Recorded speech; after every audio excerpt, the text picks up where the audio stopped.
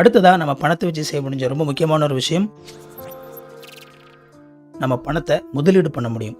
Invest பண்ணுறது. பணத்தை முதலீடு பண்ணுறது அப்படின்னா என்ன?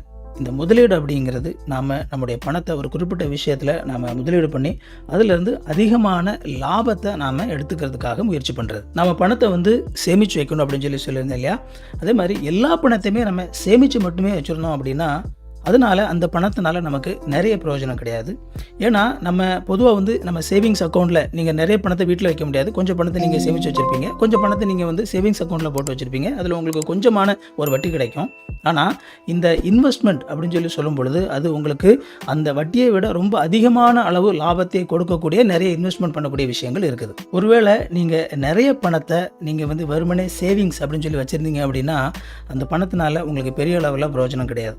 அதுவே நீங்கள் சரியான விதத்தில் இன்வெஸ்ட் பண்ணீங்க அப்படின்னா உங்களால் அந்த பணத்தை சரியான விதத்தில் அதிகமாக்க முடியும். ஸோ இந்த இன்வெஸ்ட்மெண்ட் அப்படிங்கிறது பெரிய சப்ஜெக்ட். இதை பேசக்கூடிய அளவுக்கான பெரிய எக்ஸ்பர்ட் நான் கிடையாது. ஆனால் பேசிக்காக என்னென்ன மாதிரியான இன்வெஸ்ட்மெண்ட்லாம் பண்ணலாம் அப்படிங்கிறது பேசிடலாம்.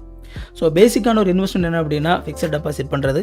ஃபிக்ஸட் டெபாசிட் எப்போவுமே சேவிங்ஸோட அதிகமான வட்டி உங்களுக்கு கொடுப்பாங்க. ஃபிக்ஸட் டெபாசிட்டுக்கு அடுத்ததாக ஸ்டாக் மார்க்கெட்டில் இன்வெஸ்ட் பண்ணுறது. ஸோ இதெல்லாம் high risk stock, low risk stock இந்த மாதிரிலாம் பேங்க்லேயே இப்போ உங்களுக்கு ஹெல்ப் பண்ணுறதுக்கு ஆட்கள் இருக்கிறாங்க. ஸோ அது மூலமாக நீங்கள் பண்ணலாம். இது ஃபிக்ஸட் டெபாசிட்டோட இன்னும் கொஞ்சம் அதிகமாக உங்களுக்கு வட்டி கொடுக்கும். கோல்டு வாங்கி வைக்கிறது, கோல்டுலாம் இப்போ இருக்குது. ஸோ இது பார்த்தீங்கன்னா கோல்டு விலை கூடும்போது நீங்கள் திரும்ப விற்றீங்கன்னா உங்களுக்கு ரொம்ப அதிகமாக கிடைக்கும். அண்ட் அதே மாதிரி லேண்டில் இன்வெஸ்ட் பண்ணுறது, லேண்டை வாங்கி போட்டிருந்தீங்கன்னா ஃபியூ இயர்ஸ் கழிச்சு விற்கும்போது உங்களுக்கு காசு கொடுக்கும். இந்த மாதிரி பல விஷயங்களை நீங்கள் இன்வெஸ்ட் பண்ண முடியும். ஒவ்வொருவரும் கண்டிப்பாக உங்களால் முடிஞ்ச அளவுக்கான ஒரு குட்டியான ஒரு இன்வெஸ்ட்மெண்ட் கண்டிப்பாக வச்சுருக்கணும்.